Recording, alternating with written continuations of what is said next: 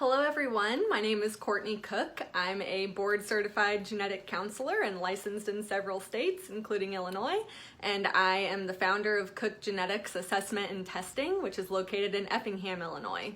So we are back for video number 2 of our series to talk about who should get genetic counseling and possibly genetic testing. And we're really focusing on hereditary cancer predispositions for these videos right now. So our first video, we talked about hereditary breast cancer and who should have genetic testing if they've got any of that going on in their family. And now we're going to start branching out to some other tumor types. So I really, want to preface these by saying that a lot of families have all kinds of different cancers going on in them. So what the point of these videos are is for you to pick one that you are like, oh, I've got that cancer in my family, and then I'm going to talk about it directly. So you might kind of notice that there's some overlap between some of these videos, but really our goal is to make sure that if somebody's interested in genetic counseling because of a specific type of cancer in their family, that they get that information from these videos, no matter which one they decide to click on. So our second video here, we are going to transition to talking about hereditary ovarian cancer. So we'll go through a few different indications of who should get genetic testing if they've got ovarian tumors, ovarian cancers in their family, and kind of how to reach out to us here at the end. So this video is pretty simple. It's pretty straightforward. If there's been a diagnosis of ovarian cancer in a woman, then that woman is recommended to have genetic testing. It's really that simple. She can be any age.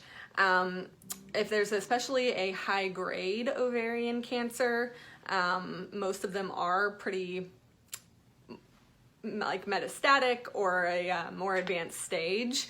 Those women should definitely consider undergoing genetic testing. Now, if you had a close relative, a first-degree relative or second-degree relative, so we're talking mom, sister, daughter, aunt, grandma, niece, granddaughter, if there's anybody in your family that's had an ovarian cancer and that woman passed away, then her relatives should consider getting genetic testing. So ovarian cancer is quite rare. It only occurs in about 1 to 2% of women. So that's a pretty rare cancer. And we know that anytime that there's a rare cancer, the more likely it is that it's going to be hereditary. So our more recent research, we think that maybe about 20% of all ovarian cancers have a genetic trigger behind them. So 1 in 5 women with ovarian cancer will find something on genetic testing. So if this is something that has happened in you or has happened in your family, then that's definitely a reason to come have genetic counseling and talk about genetic testing as well. So other cancers that are related to ovarian cancer are primary peritoneal cancer and fallopian tube cancer. So the first one, the peritoneum is basically the inner lining of your pelvis. We think that whenever we're little baby embryos developing, the cells that form our ovaries are the same things that form our peritoneum. So having a cancer that occurs in the peritoneum itself is quite rare. But if any woman was diagnosed with a primary peritoneal cancer, then she should get genetic testing. Same thing with her close relatives. If she has passed away, her relatives should consider getting genetic testing. That fallopian tube cancer, so the tubes are the basically the tubes that carry your eggs from your ovaries to your uterus. So again, we think that those fallopian tubes were formed from the same cells that created our ovaries. So if anybody has been diagnosed with a cancer in that fallopian tube itself, maybe it wasn't on the ovary, but still that fallopian tube cancer is very rare, we recommend that those women get genetic testing as well. So those big three, the ovarian cancers, primary peritoneal cancers and fallopian tube cancers, those are home runs. You don't need anything else in your family. That can be the only cancer diagnosis going on, and we still recommend that those individuals get genetic testing, or if they've passed away or they're not interested in testing, we recommend that their close relatives get genetic testing.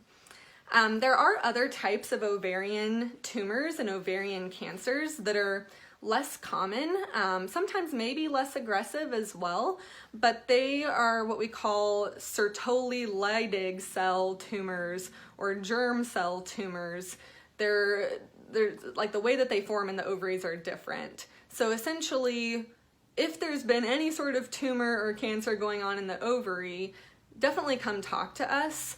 With those Sertoli-Leydig cell tumors or the germ cell tumors, we might talk about different types of genetic testing that might not be as common, but still there could be some genes that we would think about testing you for if you had one of those more rare types of cancers in the ovaries.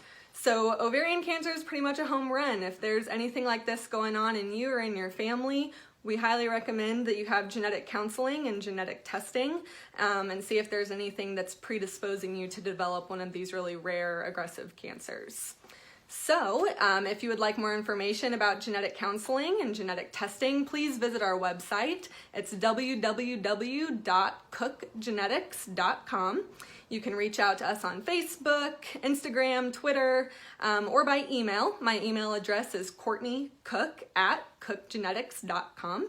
And of course, you're welcome to reach out and ask us any questions, and you can schedule appointments online as well. So ovarian cancer, that was a short video. We recommend that women that have this going on get genetic tested or their relatives do.